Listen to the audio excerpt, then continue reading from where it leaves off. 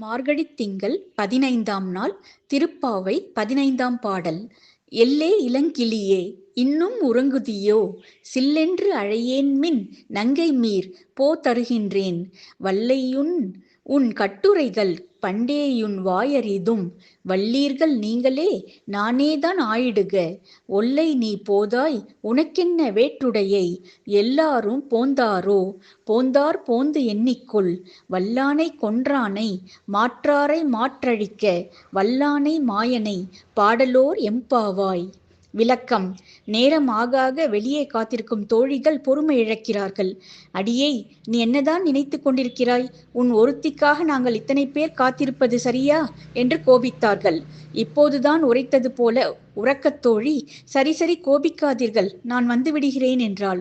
சரிதான், இவ்வளவு நேரம் எங்களை காக்க வைத்துவிட்டு நாங்கள் கோபப்படுகிறோம் என்கிறாயே என்று தோழிகள் வாதாடினார்கள். சரி, நீங்களே பேச்சில் வல்லவராக இருங்கள், நான் சண்டைக்காரியாகவே இருந்துவிட்டு போகிறேன் என்றாள் சோம்பேறி தோழி. இது என்ன பொல்லாத்தனம்? நாங்களெல்லாம் உன் வீட்டின் முன் உனக்காக தவம் கிடக்க வேண்டுமா என்று கேட்டு மீண்டும் கோபித்தார்கள். அது சரி, எல்லோரும் வந்து விட்டார்களா என்று சமாதானப்படுத்தும் நோக்கில் கேட்டாள் தோழி. ஓ, அந்த சந்தேகம் வேறா? நீயே வந்து எங்களை எண்ணி பார்த்துக்கொள் என்று சவால் விட்ட தோழிகள், குவலாய பீடம் என்ற பிரம்மாண்ட யானையின் தந்தங்களை பற்றி அப்படியே சுழற்றி அடித்து கொன்றவனும் எதிரிகளை எளிதாக வேட்டையாடுபவனுமான மாயக்கண்ணனை வழிபடாமல் காலம் தாழ்த்தாதே, எழுந்து வா என்று மேலும் வற்புறுத்தினார்கள்.